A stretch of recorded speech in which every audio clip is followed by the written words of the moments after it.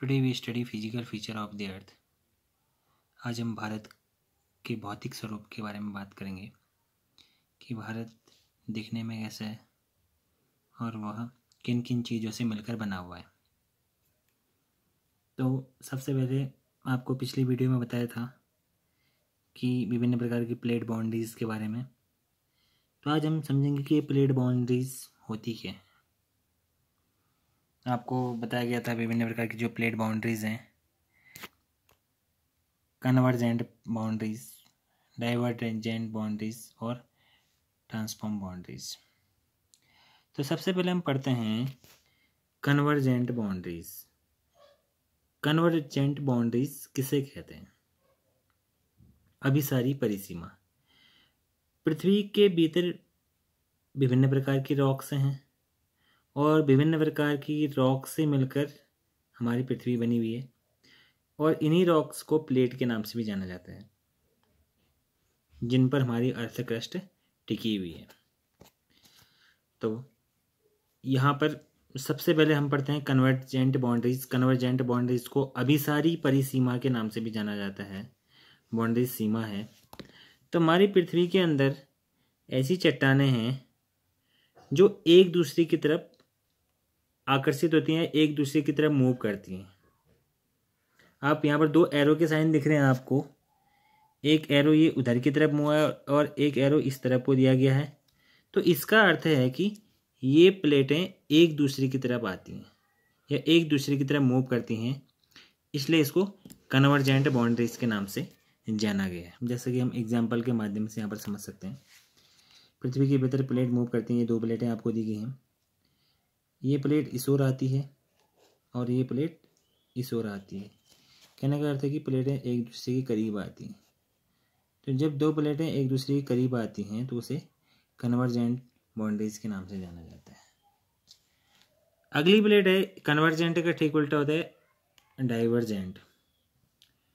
Divergent boundary. Divergent boundary का मतलब है कि प्लेटें एक दूसरे से दूर की ओर जाती हैं।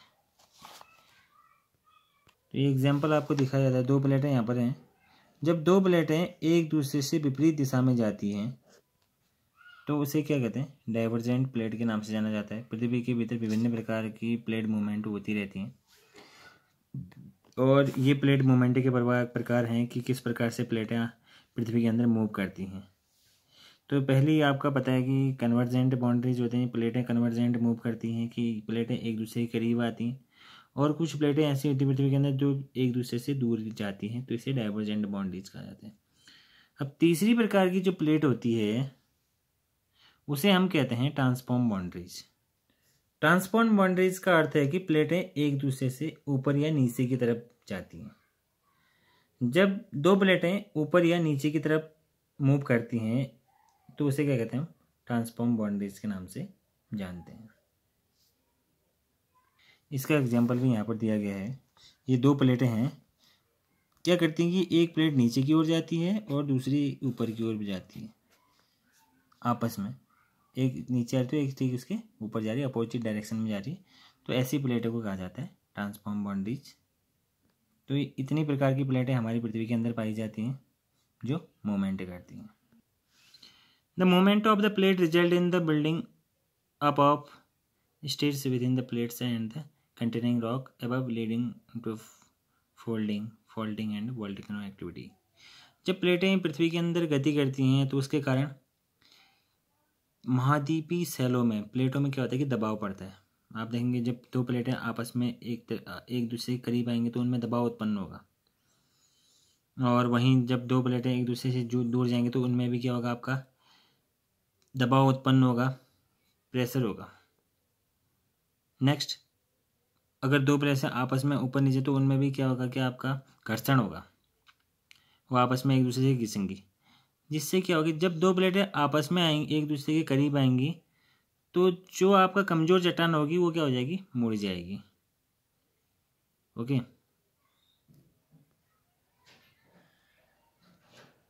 मान लीजिए हम कन्वर्जेंट बाउंड्रीज को समझते हैं। दो प्लेटें हैं ये आपस में, ये जब एक दूसरे की तरफ जाती हैं तो जब यहाँ पर ये पहुँचते हैं तो इनमें प्रेशर पड़ता है या तो ये खिसक कर एक दूसरे के नीचे चली जाएंगी, या अगर इनमें ज़्यादा दबाव, दोनों एक कठोर चट्टानें होंगी, तो इनमें क्या होगा कि इस प्रकार से फोल्डिंग हो जाएगा, ये आपस में मुड़ जाएंगी। तो जो हमारा हिमालय है वह इसी प्रकार की चट्टानों का उदाहरण है। तो आपने समझा होगा कि दो प्लेटें जब आपस में मूव करती हैं, अगर दोनों ही चट्टानें कठोर हैं, तो जब दो एक दूसरे के साथ प्रेशर करती हैं, तो या तो खिसक कर एक दूसरे के ऊपर या नीचे चली जाती हैं, या उनमें ज़्यादा दबाव होने से वो क्या हो जाती है कि मुड़ जाती हैं। तो पहला तो ये फोल्डिंग।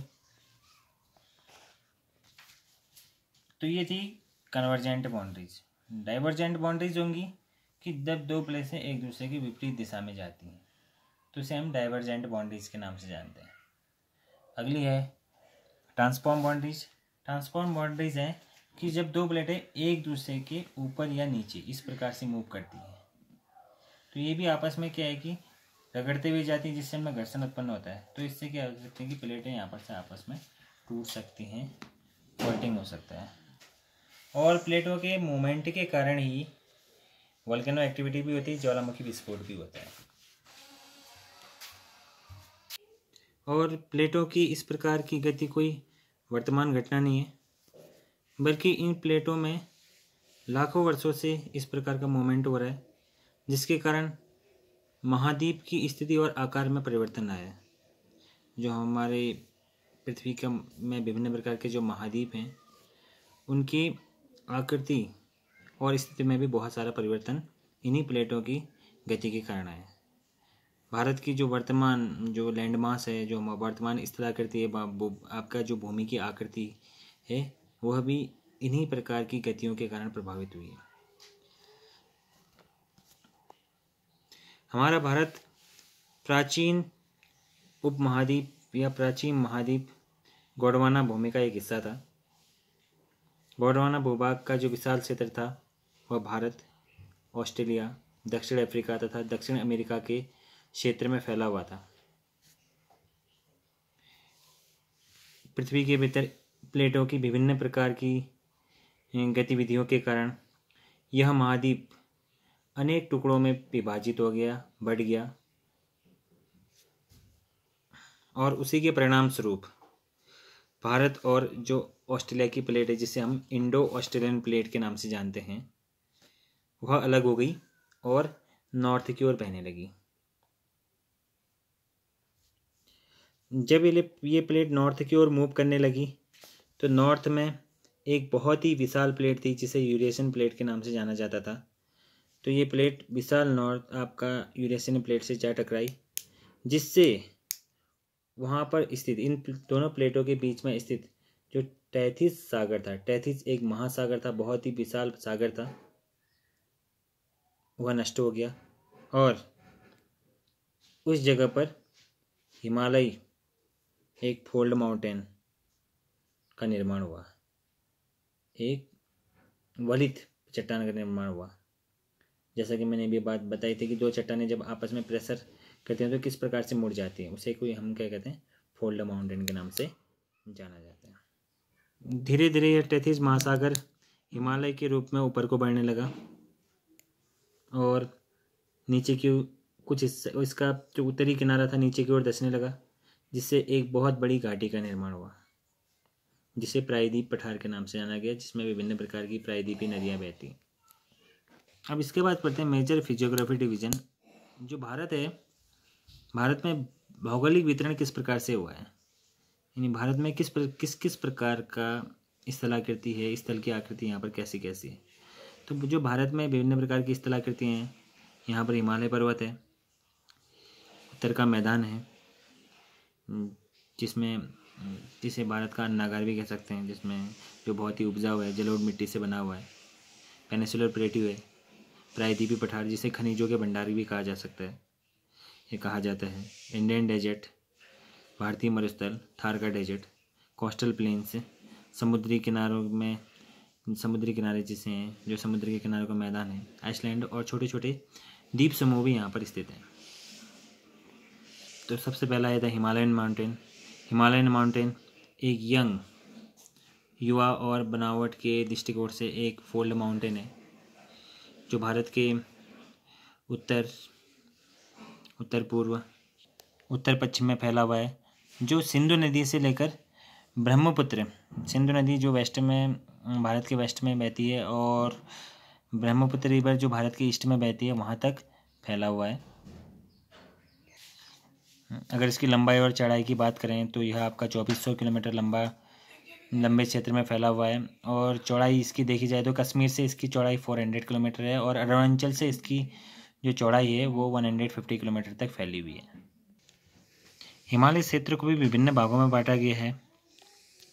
इसकी सबसे जो उत्तर की ओर सबसे ऊंची चोटी है उसे हिमाद्री या ग्रेट हिमालय या इनर हिमालय के नाम से भी जाना जाता है। महान या आंतरिक हिमालय या हिमाद्री कहते हैं। हिमाद्री का अर्थ है कि हमेशा हिम से भरा हुआ, जो हमेशा बर्फ से ढका हुआ है। हिमालय का ऐसा हिस्सा जिसमें पूरे वर्ष भर बर्फ रहती है, ऐसे हिस्से को हिमाद्री या ग्रेट या इनर हिमालय के नाम से जाना जाता है। और यहाँ पर ही हिमालय की सबसे ऊंची ऊंची चट्टानें भी या ऊंची ऊंची चोटियाँ भी स्थित हैं, जिनकी एवरेज हाइट 6000 मीटर से भी ऊंचे शिखर हैं। अगर इनके जो आपका मेन पीक्स हैं या जो मेन हिमालयन ऊंची ऊंची चोटियाँ हैं उनको देखें तो माउंट एवरेस्ट के नाम से सबसे ऊंची चोटी को जाना जाता है, जो नेपाल में है, जिसकी ऊंचाई 8848 मीटर है, 8848 मीटर्स। नेक्स्ट ऊंची, इससे अगली ऊंची चोटी है कंचनजंगा, जिसे K2 के नाम से भी जाना जाता है, जो इंडिया में है, 8598। मकालू नेपाल में है, 8481 किलोमीटर्स। धौलागिरी ये भी नेपाल में है, 8172। ये ऊंचाई है इन पर्वत शिखरों की, कितनी मीटर ऊंची है। तो इसी प्रकार भारत में या पूरे विश्व की जो ऊंची ऊंची चोटियाँ हैं वो हिमालय, महान हिमालय या ग्रेट हिमालय या इनर हिमालय या जिसे कह सकते हैं कि हिमाद्री में ही फैली हुई है। और जो ग्रेट हिमालय है वो आपका ग्रेनाइट की चट्टानों से बना हुआ है, और इसमें वर्ष भर बर्फ से यह ढका रहता है, और विभिन्न प्रकार के यहाँ पर ग्लेशियर भी हैं, जिनसे बहुत विभिन्न प्रकार की नदियाँ बहती हैं, जैसे गंगा है, यमुना है, ब्रह्मपुत्र है, इंदस रिवर है। ये सारी जो नदियाँ हैं वो आपका इनसे निकलने वाले ग्लेशियरों से ही बहती। तो ये ग्रेट हिमालय वाला पोर्शन है जिसे हमने महान हिमालय के नाम से जाना। इसके बाद इसके साउथ में, ग्रेट हिमालय के जो साउथ में नीचे की तरफ का जो हिस्सा है उसे हिमाचल या लेजर हिमालय के नाम से जाना जाता है। इनकी जो मैक्सिमम हाइट है वो आपकी 3700 मीटर से लेकर 4500 मीटर के बीच है, और यह आपका एवरेज जो इसकी चौड़ाई कह सकते हैं, विड्थ, वो आपका 50 किलोमीटर तक यह फैला हुआ है। इसमें विभिन्न प्रकार के टूरिस्ट प्लेस हैं, जैसे हम कह सकते हैं कांगड़ा, हिमाचल की जो कांगड़ा घाटी है, कुल्लू, मनाली, जो पहाड़ी नगर हैं, जैसे उत्तराखंड में देखा जाए तो मंसूरी, नैनीताल। तो ये जो इलाके हैं इनको लेजर हिमालय के नाम से जाना जाता है। तो ये आपका है कि ग्रेटर हिमालय के साउथ में ये ग्रेटर हिमालय है, और उसके साउथ में लेजर हिमालय है। और इसकी सबसे बाहरी श्रृंखला को, जो सबसे बाहरी जो हिस्सा है, जो लास्ट जो हिमालय का जो सबसे अंतिम सिरा है, उसे शिवालिक रेंज के नाम से जाना जाता है, जो जिसमें आपका जो एवरेज हाइट है इसकी, इसमें जो जितने भी पहाड़ियाँ हैं, जितने भी पीक्स हैं, उसकी आपका 900 से लेकर 1100 मीटर के बीच है, 900 से 1100 मीटर बिटवीन। एंड इसकी जो वेट है, चौड़ाई है आपका, वो 10 से 50 किलोमीटर, 10 to 50 किलोमीटर तक इसकी चौड़ाई है, फैली हुई है शिवालिक रेंज की।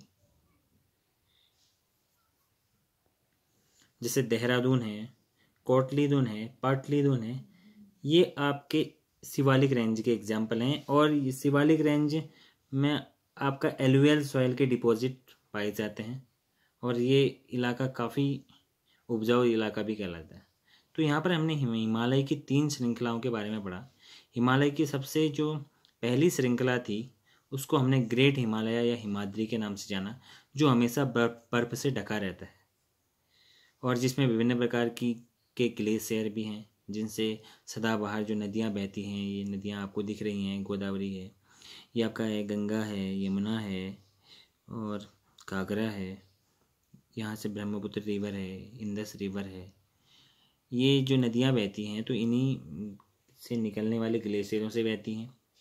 और अगला जो इसके साउथ में जो हिस्सा है, दूसरा जो हिस्सा है, जो दूसरी श्रृंखला है, उसे हिमाचल या लेजर हिमालय के नाम से जाना हमने, जिसमें विभिन्न प्रकार के जो टूरिस्ट प्लेस हैं, जैसे कांगड़ा है, कुल्लू है, नैनीताल है, मसूरी है, जो ऐसे प्लेस हैं वो आपके लेजर हिमालय में हैं। और जो सबसे अंतिम जो हिस्सा है इसका, जो श्रृंखला है, उसे शिवालिक रेंज के नाम से जाना गया, जैसे देहरादून, कोटली दून, पाटली दून, ये दून घाटियाँ भी इसको कह सकते हैं। ये जो आपका एलुवियल सैल से ढकी हुई है और बहुत ही उपजाऊ क्षेत्र है। तो इस प्रकार हिमालय की 3 श्रेणियाँ हैं, हिमाद्री, हिमाचल और शिवालिक। नेक्स्ट है द नॉर्थन प्लेन। भारतीय जो नॉर्थन प्लेन है, उत्तरी मैदान है, वो भारत की 3 मुख्य नदियों से बना हुआ है, जिनके नाम है सिंधु, गंगा और ब्रह्मपुत्र। और इनकी जो सहायक नदियाँ हैं, इन नदियों से जिस मैदान का निर्माण हुआ है उसे उत्तरी मैदान के नाम से जाना जाता है।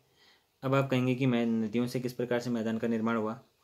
नदियाँ अपने साथ मिट्टी को बहा कर ले आती हैं और उस मिट्टी को मैदानी हिस्सों में जमा कर देती हैं, जिससे एक मैदान का निर्माण हुआ, उसे नॉर्थन प्लेन के नाम से जाना गया। इस प्लेन का निर्माण दोमट मिट्टी से हुआ है, जलोढ़ मिट्टी से हुआ है, जिसे एलुवियल सॉइल कहा जाता है। और एलुवियल सॉइल होने के कारण यह मैदान बहुत ही ज़्यादा उपजाऊ है और यह 7 लाख स्क्वायर वर्ग किलोमीटर में फैला हुआ एक विशाल मैदान है, जो आपका 2400 किलोमीटर लंबा और 240 से 320 किलोमीटर चौड़ा इलाका इसका है। यह बहुत ही ज़्यादा पॉपुलेटेड इलाका है, यहाँ पर बहुत ही ज़्यादा जनसंख्या निवास करती है, क्योंकि यह मैदान बहुत ही ज़्यादा उपजाऊ है और यहाँ पर पानी और क्लाइमेट भी बहुत अच्छा है और एग्रीकल्चर के लिए बहुत ही ज़्यादा उपजाऊ क्षेत्र यहाँ पर है। तो इसलिए यहाँ पर जो जनसंख्या है बहुत अधिक संख्या में निवास करती है। नॉर्थन प्लेन को भी 3 हिस्सों में बांटा गया है। वेस्टर्न पार्ट, पश्चिमी हिस्सा, जो आपका पंजाब का हिस्सा है, जो आपका सिंधु नदी अपने साथ लाई गई मिट्टी को पश्चिमी हिस्से में जमा कर देती है, तो वहाँ पर जिस मैदान का निर्माण हुआ उसे western part of northern plain के नाम से जाना गया। और दूसरा हिस्सा है गंगा प्लेन्स का, जो उत्तरी भारत का जो हिस्सा है, जिसमें हरियाणा, दिल्ली, यूपी, बिहार, गंगा नदी और उसकी सहायक नदियों से मिलकर जिस मैदान का निर्माण हुआ है। और तीसरा ईस्टर्न पार्ट है, जो आपका ब्रह्मपुत्र नदी अपने साथ बहाई गई मिट्टी के कारण ईस्टर्न पार्ट में जो मैदान बना हुआ है उसे आपका पूर्वोत्तर के मैदान के नाम से जाना जाता है।